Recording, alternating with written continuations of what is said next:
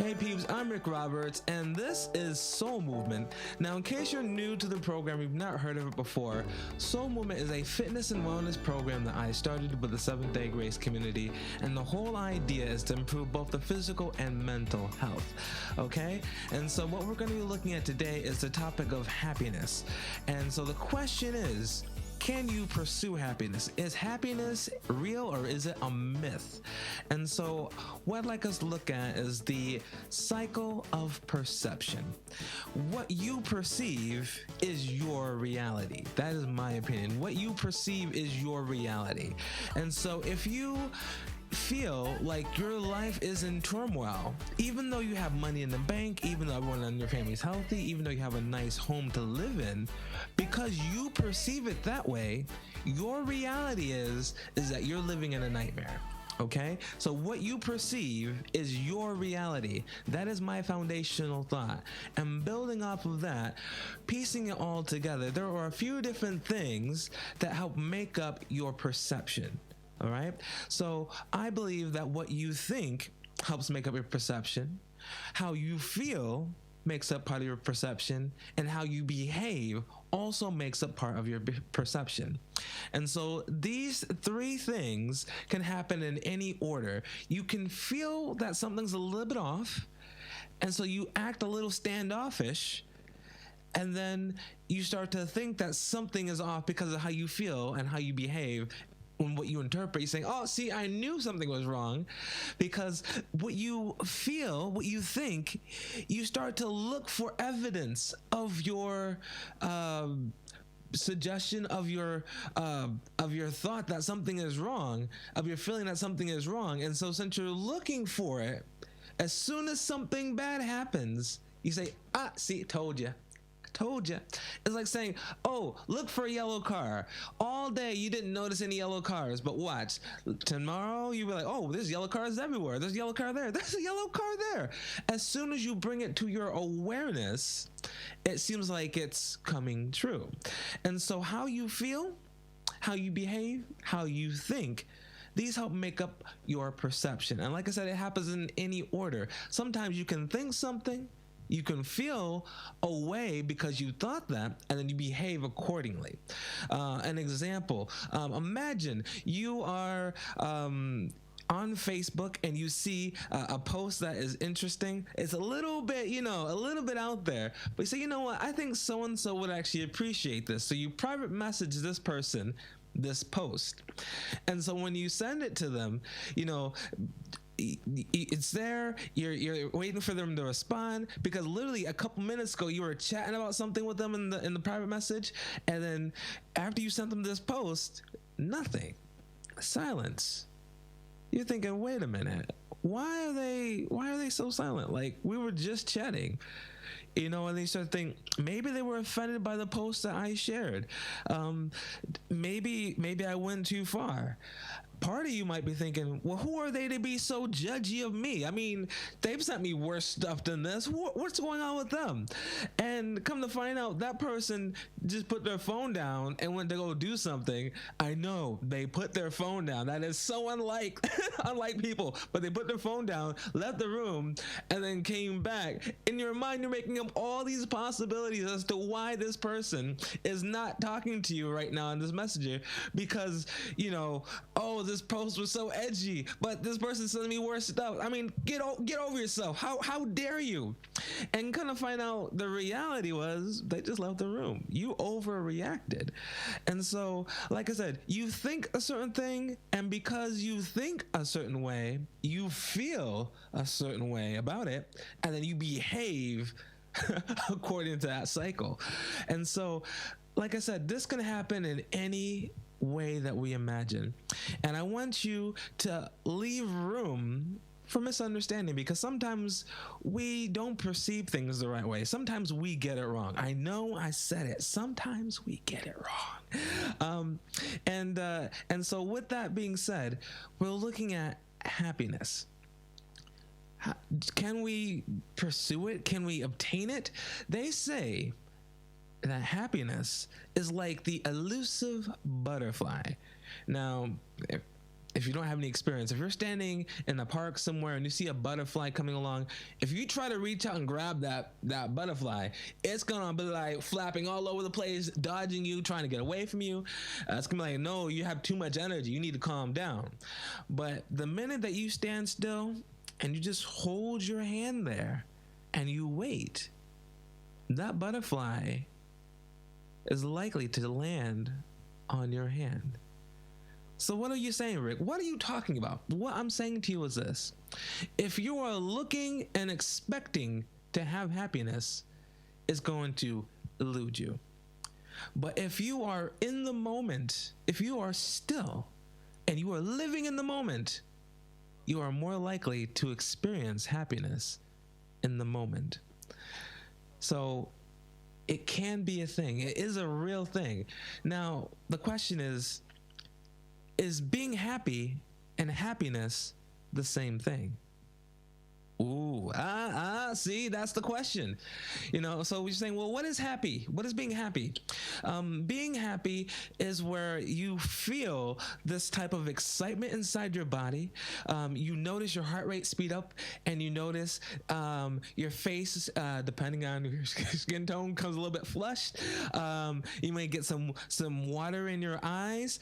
You start to find that your voice gets a little bit higher pitched, and you find that you start to shake in a positive way, and you just feel this type of endorphin release where you feel like you are on top of the world and you feel like all is good.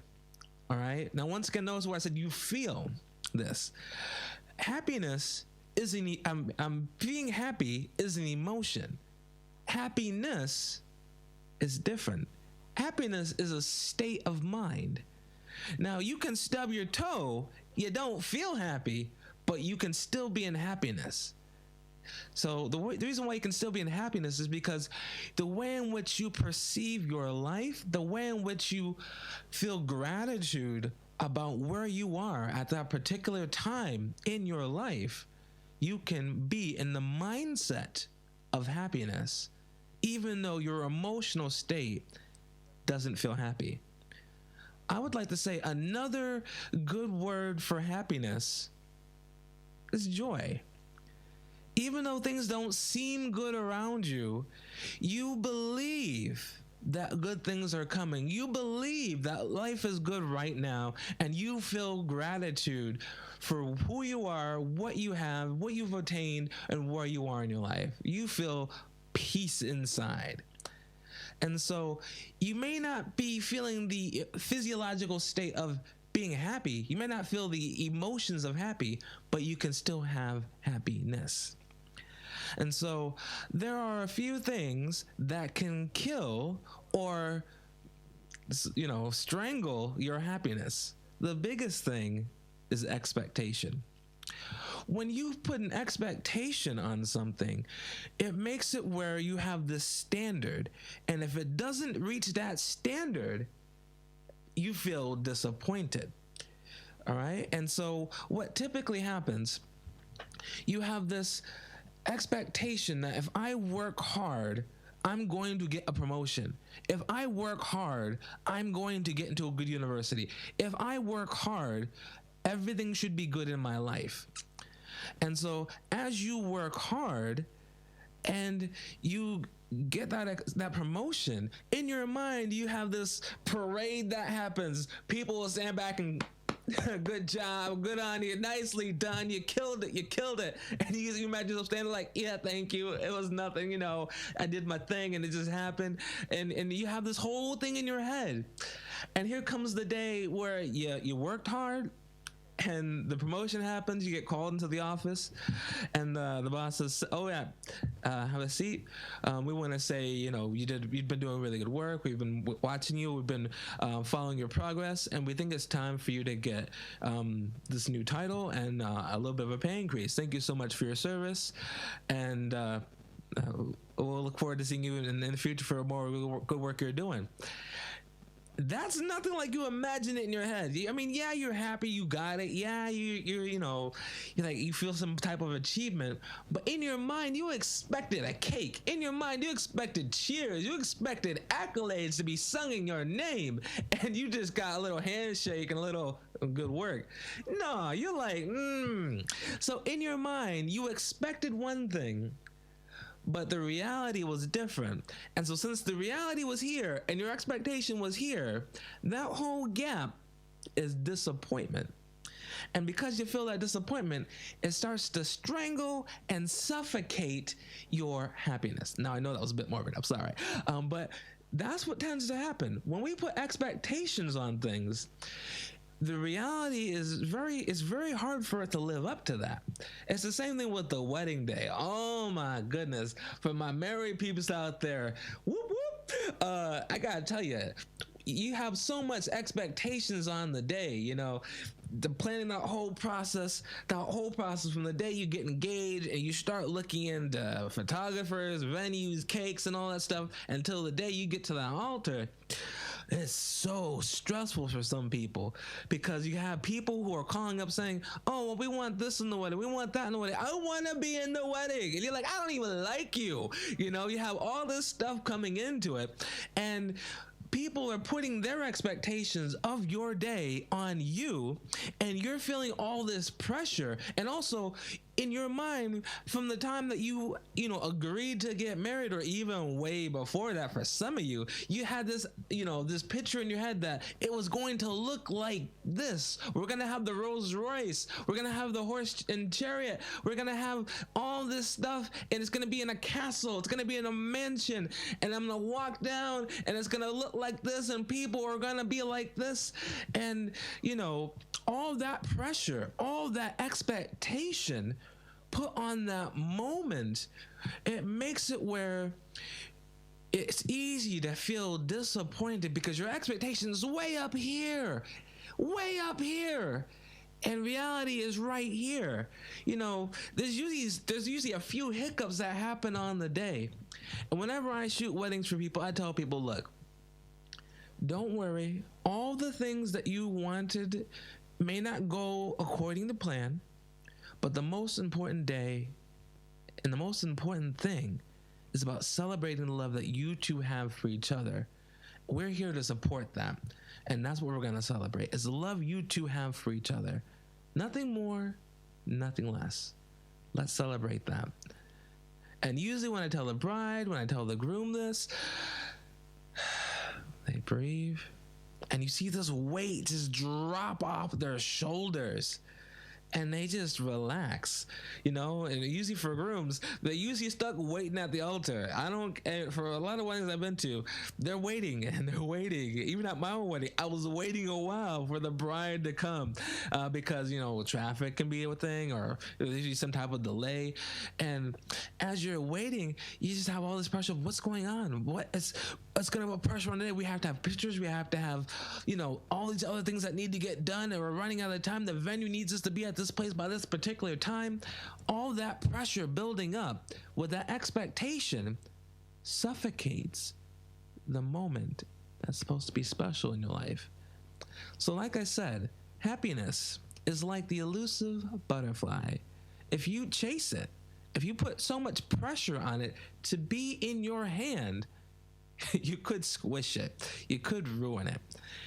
But if you stand still and you let it land in your hand and you live in the moment and you be grateful for the moment as it is, you have a better chance of having happiness in your life. That whole thing applies to all the areas in your life. You have to live in the moment, and you have to accept the moment for what it is. Accept the person for who they are. Sometimes we have difficulties finding happiness in our relationships because we want the person to be a particular way, but they're not that way. They're human. They are who they are, and we have to accept them for who they are.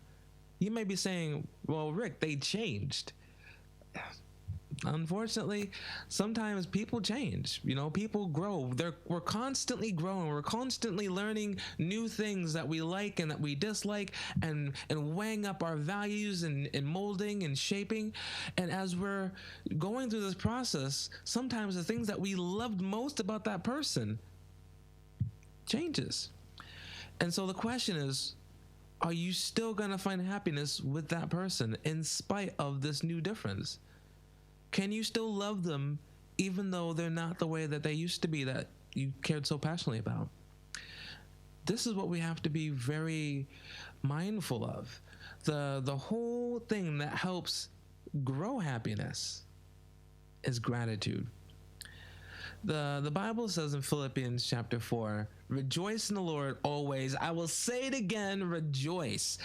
The reason why it says that is because when you have a mind of constant praise, of constantly lifting and elevating each moment, it is then easier for you to be able to find joy, to find happiness in your life, because you're not putting expectations on each moment. You're not weighing each thing down, but you're looking at your life and saying, you know what? I don't deserve this anyways. I don't deserve having you in my life. I don't deserve being here in the first place. It is a gift to have life. It is a gift to have air in my lungs right now. And it is a gift to have a life with you. And so since it's a gift to have a life with you, I'm going to appreciate you and find a reason to rejoice. Find a reason to be grateful. Now, here's the hardest part. Happiness with ourselves. Sometimes we look at ourselves and we see that we haven't achieved everything that we wanted to achieve. We didn't pass with the highest grade point that we wanted. Maybe we failed a few times. Maybe we were not working the job we wanted. Maybe we did all the work to get to a particular place and it just wasn't good enough for those people's standards. And so we're not living the life that we thought we'd be living. Here's the interesting thing that I found. They say that when you're when you're in your early 20s, until you're in your mid to late 50s, there is a U-shaped curve of depression. When you get to your 20s, you have all these ideas and ambitions as to what you want in your life, and you make this huge goal that I'm going to be living like this, and my life is going to look like this. And as you go out into the world and you live your life, and you find that life is different than you thought, and it starts to beat you, you start to go down. And you're not so happy because you have that learning curve. You're going through all that work to get the degrees, to get the skills, to get the expertise in what you think you should be doing. You find out that it's not quite what you thought. You find out that relationships are harder than you thought they would be. You find out that children would be harder than they thought you thought it would be.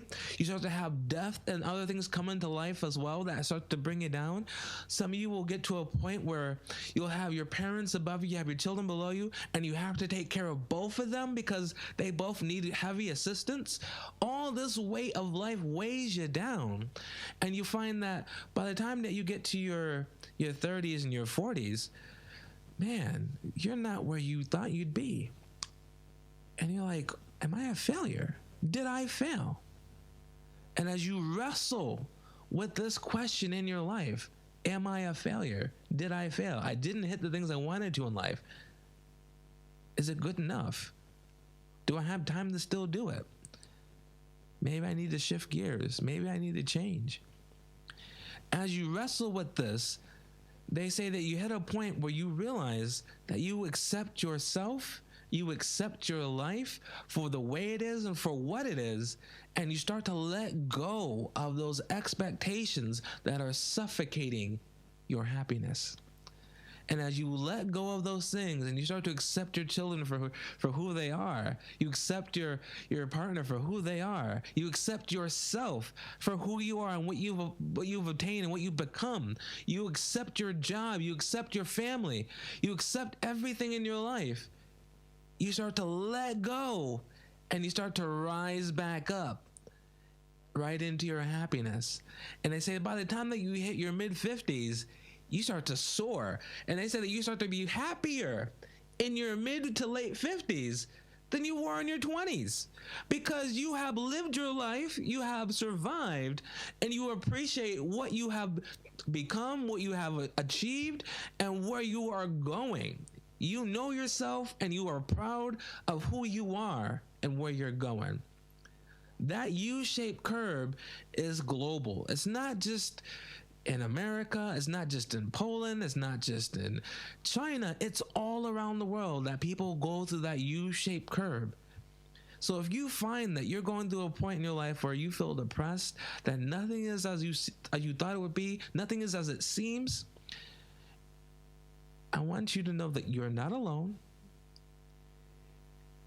A lot of people go through it, and the best thing you can do is to be grateful. Learn to be grateful for who you are and what God gave you. Learn to be grateful and learn to let go of those expectations and accept people for who they are. And as you accept them for who they are and accept yourself for who you are, you'll stop chasing happiness and you'll find happiness.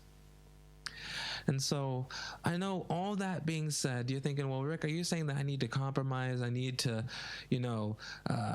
just let people walk all over me? My husband is a drug addict. My children are people who like to rob and steal people, or this, that, and other thing.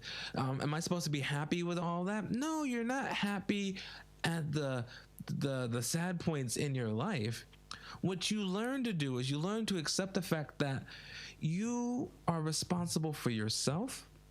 You learn to accept the fact that sometimes certain character things cannot be changed by you. It is up to the individual to change their character flaw. Now, if someone is doing something that's wrong, that's a different story than a personality quirk. Don't get me wrong. Something that's wrong and a personality quirk are two different things. If they're breaking the law, that's different than a personality quirk. All right? And so what I'm saying to you is, if you find that there are personality differences inside your relationships, allow them to be them. And you also have the right to say, you know what? I love you, but I cannot be around you. If you find out some of your friends from childhood have changed and they are now taking from you and draining you of life, and you've had the conversations to try to find a better solution and they refuse to do that, you might have to let them go. You might have to give more distance for how much time you spend with them. Because if people in your life are poisoning you, you don't need to be around that. You have the right to choose who you have in your life. Like I said, what you perceive is your reality. You do not have to have toxic people in your life. You need to have people who have a similar mind to you, that's looking to go forward and grow closest to you. And people who are looking to do as little as possible and want to be stagnant and dragging you down, you keep them on the outskirts, because you have places you need to be. You have things you need to do in life, and you don't need people dragging you down, because it's hard enough as it is to motivate yourself to do things, let alone having people just clinging and pulling you down. And also, you have a hard enough time as it is pushing against life to get to where you need to be, to have people dragging you down. So if you need to make the changes, you can do it. You can make the changes to get to where you need to be to have your happiness in life. But first and foremost, you need to adjust your expectations, look at reality, and appreciate each opportunity, each person, and yourself for what it is. And also, like I said, we need to look at the cycle of perception. What we think, how we feel, how we behave. Sometimes the way that we see things isn't the reality. Sometimes what we perceive isn't the real thing.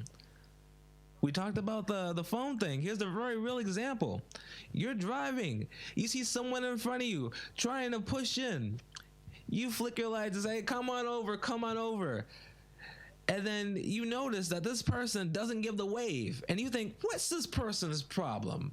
I let them in. They don't even give me a courtesy wave. Come on, man. Here's the thing, though. As you let them over, you look down at the clock, you notice that you had 5 minutes to get to work, and then you look back up. Within that split second you look down, that person did wave, but because you were looking down at your clock, you missed it. And you're over here now calling this person all sorts of names because you think this person didn't do the little kind gesture of waving, but your perception was you missed it. You looked at the clock. You have to leave room for a bit of misunderstanding on your part. You need to leave a little bit of room for a possibility of the person actually not being wrong, of the situation not being wrong. Maybe you just misread the situation. In other words, give things and people the benefit of the doubt. And as you do this, you find that you're not so jaded. So this is the beginning. This is the introductory of happiness. Next week, we're going to go a bit more into it. We're going to look at synthetic happiness versus natural happiness. Now, this is a really big topic coming up next week. So once again, please tune in again next week for our next part of the seminar.